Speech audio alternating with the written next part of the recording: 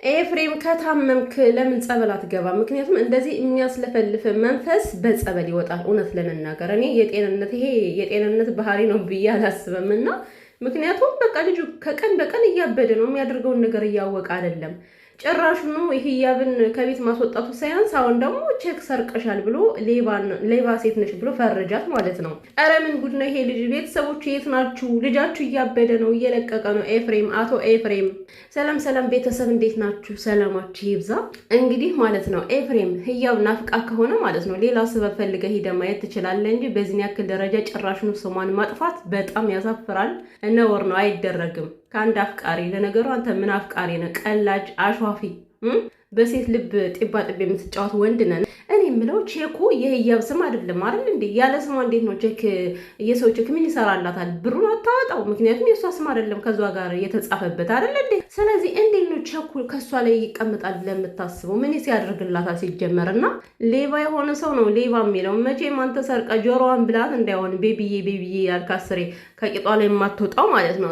አንተ ሰርቃት ከሆነ ተናገር እንጂ ህያብ ይሄንን አታደርግም። ሲጀመር ቼኩ ለእሷ የሚጠቅማት ነገር ስላልሆነ ማለት ነው። እና እንደው የሆነ ነገር ለመጠየቅም እንኳን ሰው በዚህን ያክል ዲስሪስፔክት እየተደረገ አይደለም የሚወራው። ኤፍሬም መጀመሪያ ስነ ስርዓት የሚባል ነገር ይጎላል። ስነ ስርዓት የለህም። ልድፍ የምትናገራቸው ነገሮች ሲያስጠሉ። እኔ ባለጌ የሆነው ሰውን ባለጌ ሲል እኮ አያፍርም። በቃ ሁሌ እኔ ልክ ነኝና እንዴ ለምለም እየደወለችልሽ ምን እንዳጠገበሽ አላውቅም። የብልግና ጥግ ሲጀመር ባለጌ ነሽ። ለምን ስልክ አታነሽላትም? አታነሳም። ለምን ታነሳለች እንዴ? እኔ ብሆን ህያብ በእኔ ብሆን አላነሳም። ለምን ፈልጌ? ምክንያቱም ከዛ ጋር ከጨረስኩኝ እህቱ ምን ትሰራልኛለች? ለእኔ ምንም አይነት ፋይዳ ላሰጠኝ ነገር ለምን አቅሜን እጨርሳለሁ ከእሷ ጋር ስልክ እያወራሁኝ? ምን አይነት ወሬ ልትነግራት ነው የምትደውልላት? ሲጀምር ባለጌው አንተ እንጂ ኤፍሬም እሷ አይደለችም እኮ። አንተ አሁን ሰው ሁለ ባለጌ ትላለህ። ኧረ በጣም ስድ ሰው ነው ማርያምን። ኤፍሬም በጣም ስድ የሚባለው ቃል እንኳን አይገልጽም። እሺ። እና ቤቢን እንደምትፈራት ሁሉ ፈጣሪህን እንኳን ይሄን ያክል እየፈራህ አይደለም። በፈጣሪ እየኖርክ በፈጣሪ እየተራመድክ ግን ከፈጣሪ ይልቅ አብዝተህ እየፈራኸው ያለው ቤቢን ነው ማለት ነው። ቤቢ ግን እኔ ምንነቷ ቢገባኝ ደስ ይለኝ ነበር። ማን ነው ከጀርባ ያለ እንደዚህ ቀዘን በቀዘን የሚያደርገው? ኤፍሬም እና ሲጀመር ቪዲዮ አይታችሁ ነው ህያብ አሁን ራሷን ልችል ነው፣ ቤት ተከራይታለች። ስለዚህ ራሷን ችላ ቤቷን ይዛ ልትቀመጥ ነው ምናምን የሚለው አናዶ ነው። እንደገና ደግሞ ሌላ ነገር ፈጥረህ ችግር ልትፈጥር ሄድከው ከቤቷ ማለት ነው። እንዴ ሰው ያለ ምንም ማስረጃ ሰውን እንዴት ይከሳል? ምንም አይነት ማስረጃ ሳይኖር ሲወስዷ ላይ ይህ ብቻ ከዶክሜንትሽ ከመሳቢያው ውስጥ ነበረ። ከዛ ውስጥ አብሮ ወስዳችሁታል። ለምን ይወስዱታል? ለምን ፈልገው ሲወስዱታል? እውቀት የሚባል ነገር ስለሚጎላችሁ ነው እንጂ ሄዱና ቼክ ማስደረግ ትችላላችሁ። ማለት ሄዱ ከባንክ ቼኩ ጠፍቶብን ነው በሉ እንግዲህ እናንተ እስካላወጣችሁ ድረስ የሆነ መፍትሄ ልታገኙ ትችላላችሁ እንጂ ከህያብ ላይ አፍህን አትክፈት ዝም ብለህ። እንዴ አረች ልጅ አንተ ቤቷን የዘረፍካት እቃዋን የዘረፍካት ቤቱ ያንቺ አይደለም እቃው ያንቺ አይደለም ብለህ እኮ ከቤት አመናጭቀህ የወረወርካት ሴት ነች አይደል እንዴ? ምንድነው አስሬ እንደ ቤተክርስቲያን በየቀኑ የምትሳለማት? አንተ ስነ ስርዓት ይኖር ኤፍሬም። እኔ የምለው እንደው ብዙ ሰው ብሩኬን በጣም ይወርድበታል። እግዚአብሔርን እሴት አሰቃየ፣ እሴት በደለ፣ ሀይሚን እንደዚህ ያደረጋት እየተባለ በጣም ብዙ ሰው መከራውን ያበሉታልና ማለት ነው። እንደ ኤፍሬም አይነት ወራዳ ሰው እያለውን እኔ እስኪ ከብሩኬ ላይ የምትፈርዱ ሰዎች ማለት ነው። ለነገሩ ብሩኬን እናንተ ስለምትቀኑበት ነው። በዚህ አጋጣሚ ያው ቤተሰብ ስለ ብሩኬ ስለሚቀና ነው ብሩኬን ይሄን ያክል ዝም ብለው የሚንደፈደፉበት። ምክንያቱም እንደዚህ አይነት ወራዳ ሰው አለ፣ ሴትን ልጅ ሜዳ ላይ አዋሩሮ የሚጥል። ብሩኬ ቢያጠፋም እንኳን ሀይሚን ሁሌ ይቅርታ እየጠየቀ ያለ ሰው ነው እና በስነ ስርዓቱ አጥፍቻለሁ እንመለስ እባክሽ እያለ ጥፋቱን ለማረም የሚታትር ወንድ ነው። እና ብዙ ሰዎች ለምንድን ነው የሆነ መልካም ከሆነ ሰው ላይ ቶሎ ብላችሁ ለመፍረድ የምትሞክሩት? ማለት አስቡት እስኪ ይሄ ልጅ ምን እያደረገ እንደሆነ። እች ልጅ ሜዳ ላይ ወረወራት። መጀመሪያ እቃም የለሽም ምንም አይነት ነገር የለሽም ቤቱ የኔ ነው አለ። አሁን ላይ ደግሞ ተመልሶ ብዙ ነገር ከፈጸመባት በኋላ ሌባ ናት እያለ ስሟን እያጠፋ ነው ያለው ማለት ነው።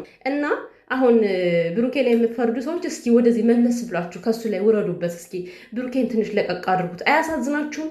የሆነ አመለካከታችሁን እኩል አድርጋችሁ ስታዩ እኮ ከማን ላይ መፍረድ እንዳለባችሁ በደንብ ይገባችኋል ማለት ነው። እና ብሩክዬ ነው አባት ማን እንደ ብሩኬ እግዚአብሔርን የፈለገ ነገር ቢያጠፋው እንኳን ጥፋቱን አምኖ ይቅርታ የሚጠይቅ ሰው እስከሆነ ድረስ ማለት ነው። ብሩኬ በጣም መልካምና የዋህ ሰው ነው። እኔ ከዚያውን ሁለቱን ላበላልጥ ሳይሆን ደግሞ መበላለጥም አለባቸው እኮ ከምሬ ነው።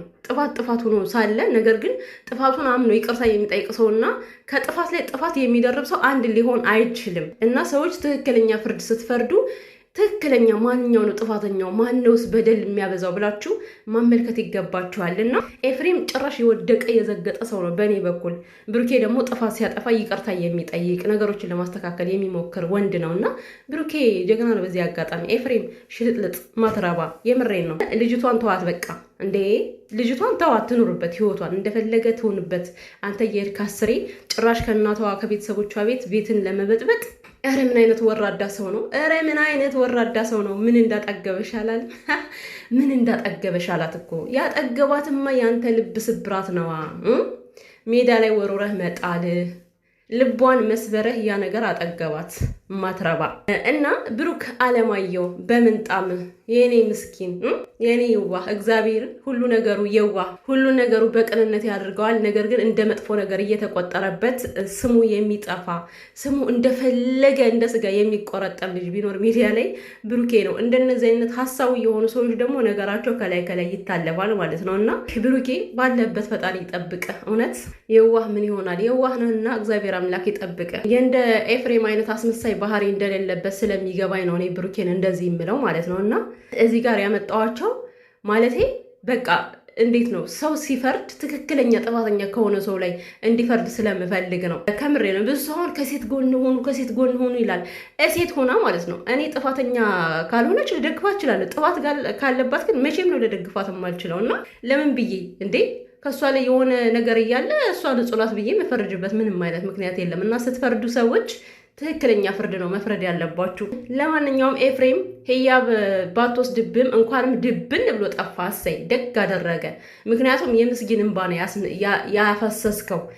ልጅቷ ያለቀሰችው ልጅቷ ሐኪም ቤት የገባችበት እንባዋ ነው። ገና እንዴ እኔ እኮ ነግሬያለሁ፣ ሴትን የነካ የለውም በረካ። ስለዚህ ነገ ራሱ ምን እንደሚገጥም ምንም አታውቅም ኤፍሬም። ምንም ነገር በህይወት አይቀናህም። ምክንያቱም ንጹህ የሆነችን ሴት አባረህ አውጥተህ ልክሃል ማለት ነው። ገና ደም እንባ ያስነባችሁ እስከ ሁለታችሁ። እች ቤቢ ተብዬዋም አንተም ተብዬ ትናንት እንባ ነው አይደል ያፈሰሰችው። ገና ደም እንባ ታነባለች። ምክንያቱም በሴት ህይወት ላይ እሷም እየተጫወተች ነው። እሷ ሴት ሆና ነገ በእኔ ይደርሳል ብላ ሳታስብ ሴትን እያስለቀሰች ስለሆነ ደም ያስለቀሰሽ አንቺ ማትረቢ ባለጌ።